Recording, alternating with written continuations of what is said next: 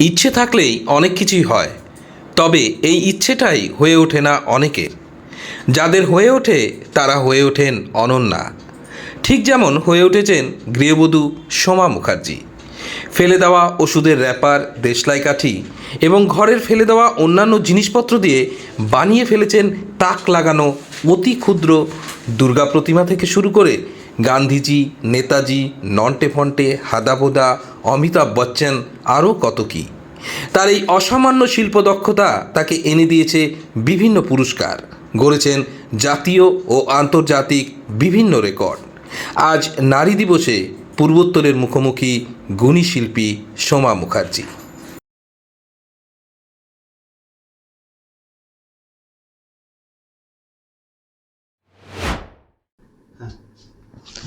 নমস্কার, আমি দেবাশিস চক্রবর্তী।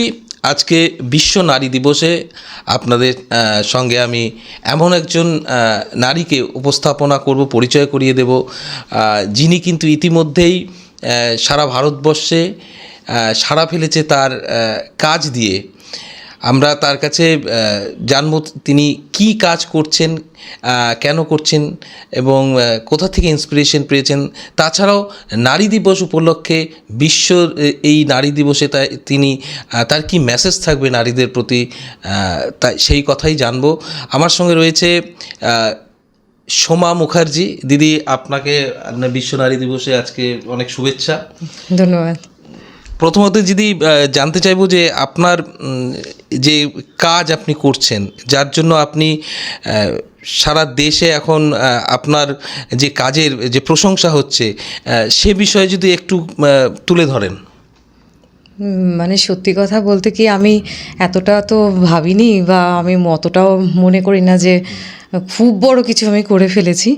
আসলে স্বাভাবিক নিজের জীবনযাপনের মধ্যে দিয়ে চলতে চলতে সংসারের কাজকর্ম করে টুরে যে অবসরটুকু থাকে, আমি সেই সময়তে এইসব হাতের কাজ করে খুব আনন্দ পাই।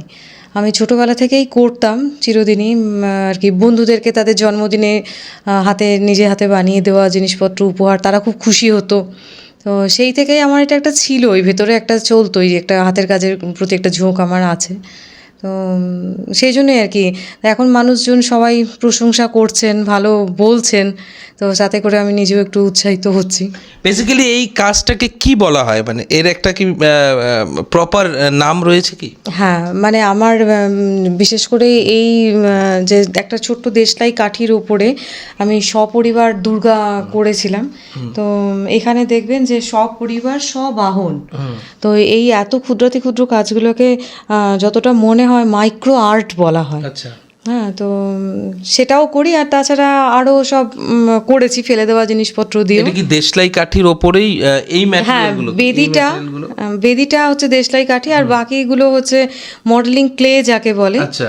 আর তাছাড়া দেখবেন দেবী দুর্গার হাতের যে ত্রিশূল, সেটা সোনামুখী ছুঁচ ভাঙা। আচ্ছা। তারপরে কার্তিক ঠাকুরের হাতে যেটা রয়েছে ধনুক, তীর, সেগুলো ইলেকট্রিক তারের ভেতরে যে সূক্ষ্ম তারগুলি থাকে সেইখান থেকে কেটে নিয়ে এগুলো বানানো আর কি। এটা কি আপনার খালি চোখে করছেন এগুলো কি? আমার একটা এমনি আতশ কাঁচ মতন আছে, তো সেটাও দিয়েও করি। হাতে সাধারণভাবে খুব সাধারণ জিনিসপত্র দিয়ে কাঁচি আঠা। চোখে কতটা প্রেশার পড়ে এই কাজগুলো করতে? যার মনের ভেতরে প্রচুর ইচ্ছা সে ঠিক করে ফেলবে, ও কিছু অসুবিধা হয় না চোখ টোক। আমরা আপনার কাজে আবার আসবো।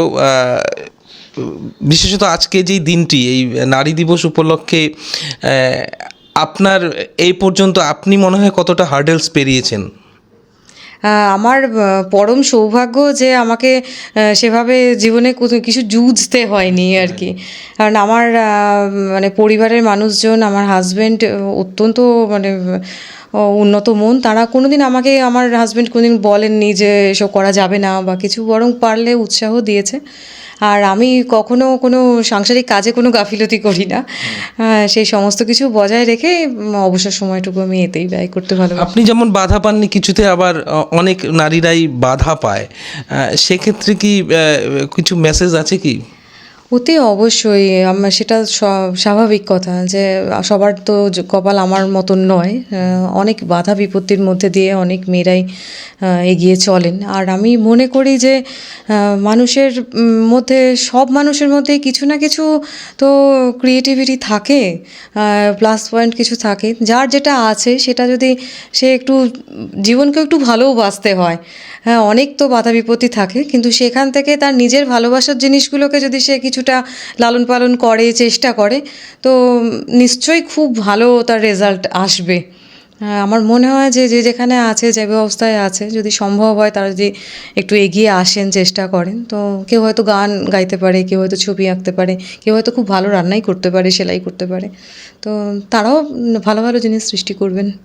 আজকের প্রেক্ষাপটে এই মডার্ন আমরা যে সমাজে রয়েছি, আধুনিক সমাজে, আপনি আপনার চোখে কিভাবে নারীদের বর্তমান জীবন, বর্তমান বিভিন্ন শেডস যে নারীদের রয়েছে, বিভিন্ন ইকোনমিক, কেউ কোনো নারী হচ্ছে ইকোনমিক্যালি তারা খুব বলিষ্ঠ, কেউ নয়, কেউ সংসারে তার আপনার মতন যেমন আপনি কাজ করতে পারছেন, কেউ আবার করতে গিয়ে হাজারো বাধা আসছে, আপনার চোখে কিভাবে দেখেন? সেগুলো তো নিশ্চয়ই অত্যন্ত প্রাসঙ্গিক বিষয়। সবার তো সম্ভব হয় না ইচ্ছা মতন কাজকর্ম করার, হয়তো জীবনকে টেনে নিয়ে যেতেই তারা একদম কাহিল হয়ে পড়ছেন। তো তাদেরকে তারা সবসময় তো কোনো প্রচারের আলোতেও আসতে পারেন না, তারা মানে কোনো সহানুভূতিও পান না বা সাহায্যের হাতও বাড়ি দেওয়া হয় না।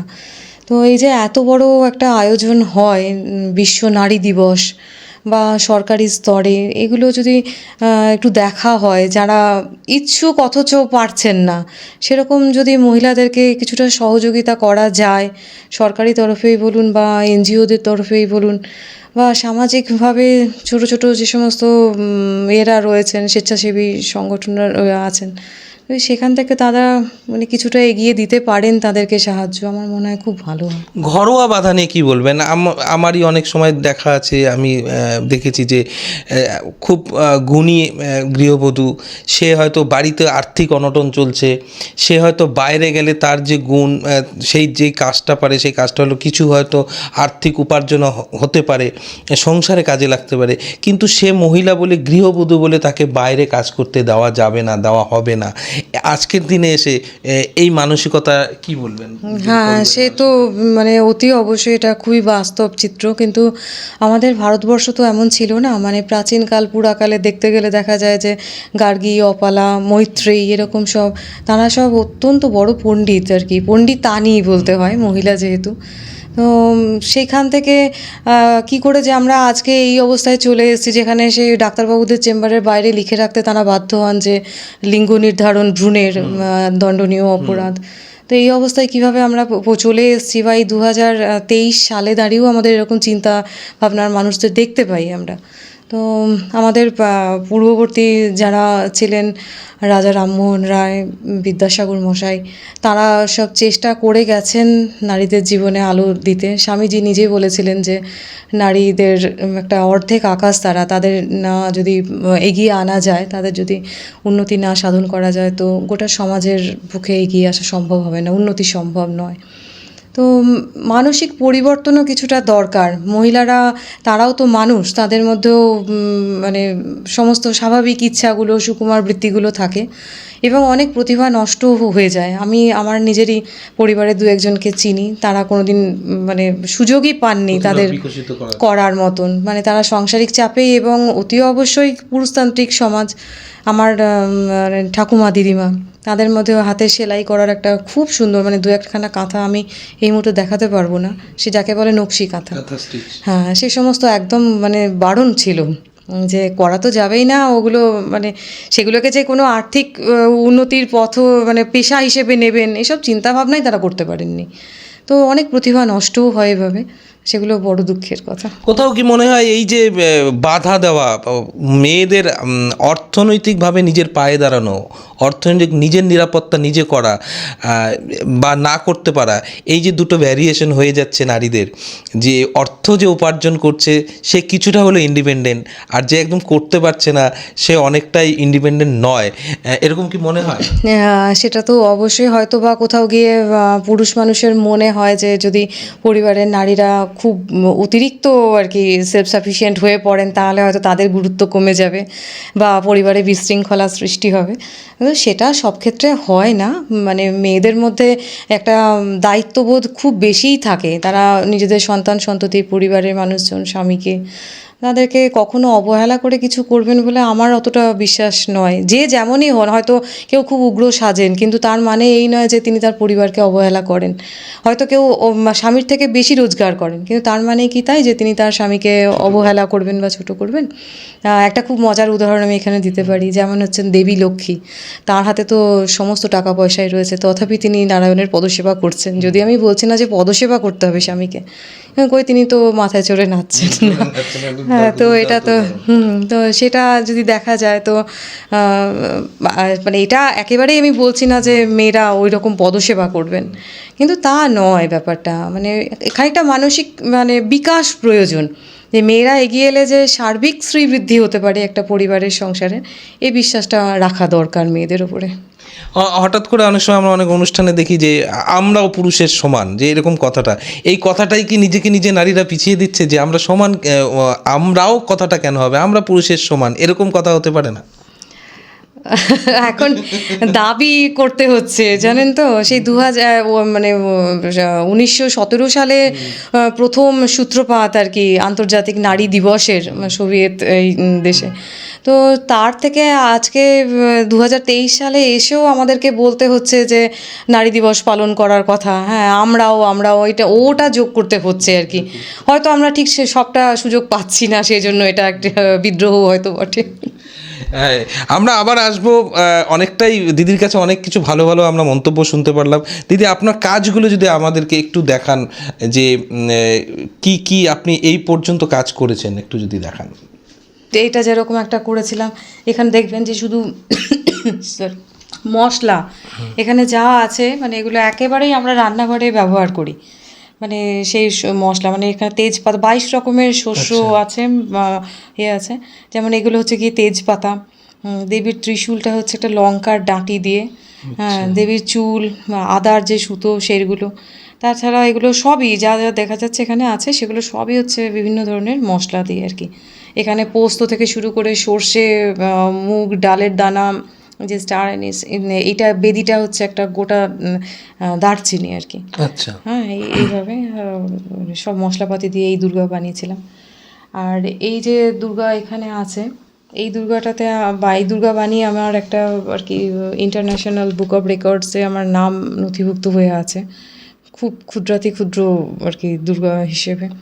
এখানে লক্ষ্মী দেবীর বাহন আছে পোস্তর দানার মতন, একদম ছোট্ট, সব আছে আর কি। দুর্গার বাহন, কার্তিকের বাহন, গণেশের বাহন। তারপরে এটা বানিয়েছিলাম, এটাও খুবই ছোট একটা আইসক্রিমের কাঠির ওপরে বেদি করে এই ছোট দুর্গাটা বানিয়েছিলাম একবার। তাছাড়া গতবারে বানিয়েছিলাম এটা, যেটা আমার খুব বড় একটা খবর হয়েছে কোচবিহারে এসে।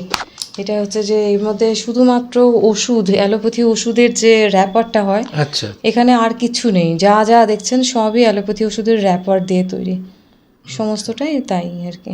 সব ওষুধ এগুলো রয়েছে? হ্যাঁ, সমস্ত ওষুধেরই র্যাপার, বিভিন্ন কিছু এখানে ট্যাবলেটগুলো কিছুটা আছে এখনো। তো সমস্ত কিছু মানে এটা কিসের রয়েছে? ওইটাও র্যাপার, গোল করে, হ্যাঁ, র্যাপারটাকে আর কি গোল করে আটকে। তো এটা একটা করেছিলাম।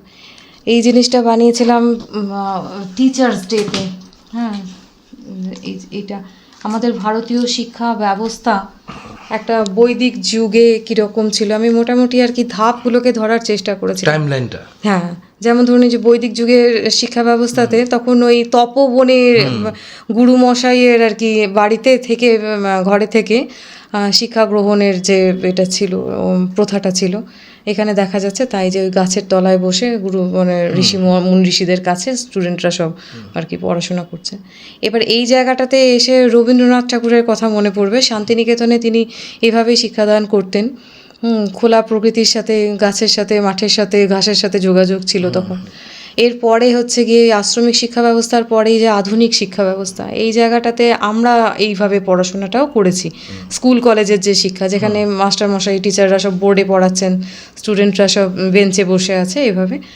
আর কোভিড পরিস্থিতিতে দেখা গেল যে এটা একটা নতুন জিনিস আমাদের উড়ে এসে জুড়ে বসেছে, লার্নিং ব্যবস্থা, অনলাইন সিস্টেম। মানে সেখানে আর ওই প্রকৃতিও নেই, মাস্টারমশাইও নেই, কিছুই নেই, ওই মোবাইল বা ল্যাপটপ শুয়ে বসে এইভাবে এখন মানে এটা এখন চলছে। হয়তো জানি না এই ম্যাটেরিয়ালগুলো কিসের রয়েছে? এগুলো সবই মডেলিং ক্লে। আর এই গোটা গোটা চিত্রগুলো দেখবেন লক্ষ্য করলে যে একটা করে 1 টাকার যে সাধারণ কয়েন, সেই তার উপরে ওই ক্ষুদ্র পরিসরে আমি সমস্তটা আর কি করার চেষ্টা করেছিলাম। এটা একটা গেল। এরপরে হচ্ছে যে এটা 25শে ডিসেম্বরে করেছিলাম একটা হোমিওপ্যাথি শিশির মধ্যে সান্টা ক্লজ যাচ্ছে আর কি এতে উপহার দিতে। হ্যাঁ, ও সে রেইনডিয়ারের সাথে বসে তার এতে এই জিনিসটা একটা খুবই ক্ষুদ্রাকৃতিতে করেছিলাম। এরপরে আসি যে 3টি আর কি মনীষীর এতে, যা জন্য গতকাল আমাকে আর কি এখানে খুব একটা বড় সম্মান দেওয়া হয়েছে। মনীষীদের মূর্তি, নেতাজির মূর্তি এটা। আচ্ছা, মানে আমি নেতাজির জন্মদিনে আর কি বানিয়েছিলাম। এই মূর্তিগুলো সবগুলোই এত ছোট যে একটা ইনজেকশন অ্যাম্পুলের ভেতরে আপনি রাখতে পারবেন আর কি, এতই সূক্ষ্ম এবং এত ছোট। এটা হচ্ছে গান্ধী মূর্তি। এই গান্ধী মূর্তির জন্য আমার ইন্ডিয়া বুক অফ রেকর্ডসে আমার নাম মানে আরেকটা আর কি নথিভুক্ত হয়েছে।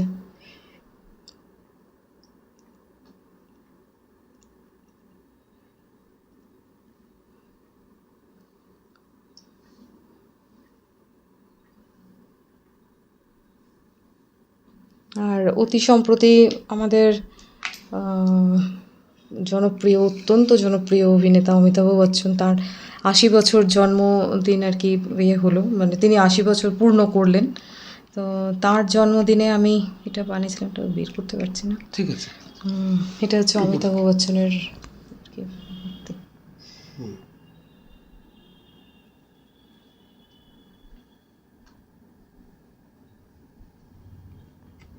এটা একবার বানিয়েছিলাম সহজপাঠ। এটা নন্দলাল বসুর আঁকা সহজপাঠ, রবীন্দ্রনাথের লেখা।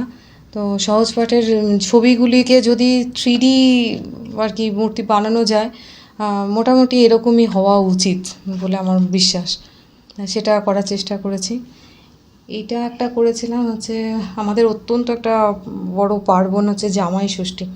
বাতিল হয়ে যাওয়া যে দেখবেন আমাদের আর কি 10 পয়সা, সেই বাতিল 10 পয়সার উপরে আমি বানিয়েছিলাম যে শাশুড়ি মা বসে তা জামাইকে আর কি আপ্যায়ন করছে খাবার দাবার দিয়ে। এখানে সব আছে, প্রদীপ থেকে শুরু করে থালাতে পঞ্চব্যঞ্জন, জামা শাশুড়ি মায়ের চোখে চশমা, হাতে পাখা, সব আছে এর মধ্যে। আর একেবারে আর কি কিছুদিন আগের কথা, নারায়ণ দেবনাথ বাবুর প্রথম মৃত্যুবার্ষিকীতে আমাদের অত্যন্ত প্রিয় আর কি, যে আমাদের ছোটোবেলায় কেটেইছে এই সমস্ত পড়ে। এর মধ্যে হাদাবোদা, নন্টে ফন্টে, বাঁটুল দি গ্রেট রয়েছেন, আর রয়েছেন সুপারিনটেন্ডেন্ট মশাই, তিনি কেলটুদার পেছনে ধাওয়া করেছেন ছাতা নিয়ে মারবার জন্য। তো এইটা আমি একদম আর কি শেষ এই মুহূর্তে। দিদি, একটা জিনিস দেখতে পারলাম যে আপনার সমস্ত কাজে বেশিরভাগই অনেকটা জুড়েই রয়েছে দেবী দুর্গা, অনেকটা জুড়েই রয়েছে। কোনো ইউনিক কোনো তার জন্য কি কোনো কারণ রয়েছে যে আপনি দেবী দুর্গাকে বেশি কনসেন্ট্রেশন করেছেন? আমার আসলে কি মনে হয় যে এত প্রাচুর্য আছে, এত সমৃদ্ধ, মানে একচালার দেবী বলুন বা ভাগ করে করে যদি রাখা হয়, তো প্রত্যেকটি মূর্তিকে আর কি ঠিকঠাক মতন যদি তৈরি করা যায়, মানে এর এত ঐশ্বর্য, এত সৌন্দর্য। আমার ভীষণ মন টানে আর কি, যে মানে মা দুর্গার গোটা ব্যাপারটা আমি আর কি যাকে বলে যে আমি সম্মোহিত বিমোহিত। বিভিন্নভাবে তা এই আগামী দিনেও আমি পরের যে দুর্গাপুজো আসছে তাতেও আমি সচেষ্ট আছি নতুনভাবে সুন্দর করে দেবীকে তৈরি করার জন্য। আপনার এই কাজ সবাই জানুক সেভাবে কোনো রকম প্রচেষ্টা করেছেন? কোথাও কোথাও যোগাযোগ করেছেন কি সেরকম কি কোনো? না, আমার মানে আমি দেখলাম কি বলুন তো, যা কিছু রিপোর্টার ভাই দাদা তারা নিজেরাই আমার কাছে এসে আর কি আগ্রহ প্রকাশ করেছেন খবর করার জন্য। আমি ব্যক্তিগত স্তরে যে খুব সচেষ্ট তা নই, বা আমার এখন মনে হয় যে তা না হলেও আমার অত্যন্ত সৌভাগ্য যে মানুষজন পছন্দ করছেন, যেমন আপনিও তো আজকে এসে নিজে চাকবে এসে বসে আছেন। না, কিছু মানুষ শিখতেও তো চাইবে, হয়তো এই কাজ হয়তো আপনার উত্তরসূরি হিসেবে কেউ হয়তো। আমি খুব খুশি হব যদি কেউ এভাবে সমস্ত ফেলে দেওয়া জিনিস দিয়ে, অত্যন্ত নগণ্য জিনিস আমি যা যা এখানে ব্যবহার করেছি এগুলো প্রায় সব মানুষের বাড়িতেই থাকে, এবং বেশিরভাগ ক্ষেত্রেই ওই মানে সব ফেলেই দেওয়া হয়, সব ডাস্টবিনে যাওয়াই প্রায় জিনিস আর কি। তো যদি কেউ করেন, যদি কেউ মানে আমার সাথে যোগাযোগ করলে, আমি কতটা কি, আমি তো সেভাবে প্রথাগত আমার কোনো শিক্ষা ছিল না, আমি নিজের মানে আগ্রহে নিজের উৎসাহে নিজেই করি। যদি কেউ মনে করেন যে হয়তো আমি পারবো, আমি জানি না যে আমি বিরাট শেখাতে পারবো কিনা, অত যোগ্যতা আমার আছে বলে আমার মনে হয় না, কিন্তু যদি কেউ আগ্রহ প্রকাশ করেন নিশ্চয়ই আমি সাহায্য করব। কালকে একটা জিনিস দিদি, আমি ছিলাম, আপনাকে তেজস্বিনী অ্যাওয়ার্ড দেওয়া হয়েছে কুচবিহার একটি সংস্থা থেকে। সেখানে পুরস্কার নিতে গিয়ে আপনি খুব আবেগতাড়িত হয়ে গেছিলেন, চোখেও আপনার জল ছিল। একটু যদি মানে কতটা আপনি, আমি দেখছিলাম, আমি সামনেই ছিলাম ঠিক। ওই যে আপনি আমাকে একটু আগেই যে বললেন যে আমি নিজে কখনো সচেষ্ট হয়েছি কিনা প্রচারে আসার জন্য, সেরকম না, আমরা অত্যন্ত সাধারণ মধ্যবিত্ত ঘরের মানুষ, আমরা ওরকমভাবে তো কিছু না। যখন আমি দেখলাম যে এত মানুষ দাঁড়িয়ে আর কি হাততালি দিচ্ছেন আমার জন্য, তো হ্যাঁ, তার হাত থেকেই আমি পেয়েছি কালকে পুরস্কার। তো তখন আমার আর কি ভেতর থেকে আমি একটু আবেগপ্রবণ হয়তো বেশি, আর খুব মনে পড়ছিল বাবার কথা। আর আমি অত্যন্ত অত্যন্ত অত্যন্ত গ্রেটফুল আমার নিজের হাজব্যান্ডের কাছে, আমার ছেলে, আমার মা, ভাই, এবং কিছু আমার বন্ধু বান্ধব আছেন, আমার কিছু প্রতিবেশী আছেন, যারা হয়তো বা কখনো খুব ইয়ার্কি ঠাট্টার ছলেও বলেন যে এবারে কি কি ফেলে দেওয়া জিনিস তোমার জন্য রাখবো, ঝাঁটা ঝুড়ি জুতো। তো তারা আমার জন্য সত্যিই সচেষ্ট হন, মানে তারাও আমার জন্য অ্যালোপ্যাথি ওষুধের মানে ফয়েল জমা করে রেখেছেন। এমনও আছে যে কেউ এসেছেন, তিনি 4টি নিয়ে এসছেন আমার জন্য, বালুরঘাট থেকে আমাদের একজন বন্ধু এসেছিলেন, তিনি 4টি জোগাড় করে নিয়ে এসছেন যে দেখো যদি তোমার কাজে লাগে। তো মানে ওই জন্যই আর কি সবার কথাটা ঝট করে মনে পড়ে গিয়ে আমার কালকে আমি একটু কেঁদেই ফেলেছিলাম। কতটা ভালো লাগলো কালকের এই আমি আমার ভাষায় প্রকাশ করতে পারবো না, মানে এই যে উদ্যোগ, হ্যাঁ, সবাই তো হয়তো দাঁড়িয়ে পুরস্কার পাবেন না, মানে পাননি। তো যেমন আমার নিজেরই বাড়িতে আমার যারা রয়েছেন, আমার মা, শাশুড়ি বা তাদেরও নিজেদের মধ্যে অনেক কিছু আছে, তারা তো কোনো পুরস্কার পাননি। তো পুরস্কার পেতে খুবই ভালো লাগে, আমি কালকে যা দেখলাম, হ্যাঁ, যে খুবই ভালো লাগে। আমার সৌভাগ্য যে আমাকে সিলেক্ট করা হয়েছিল। পুরস্কারটা একটা আপনার কাজের প্রতি যে আপনাকে উৎসাহ বাড়িয়ে দেয়, আরো কাজ করার অতি অবশ্যই উৎসাহ বাড়িয়ে দেয়, আবার হয়তো বা খানিকটা চাপও তৈরি হয়ে যায় যে এরপরে আরো একটু ভালো করতে হবে।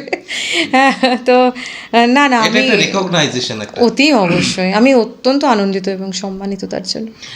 দিদি, আমরা শেষের দিকে একদম চলে এসেছি।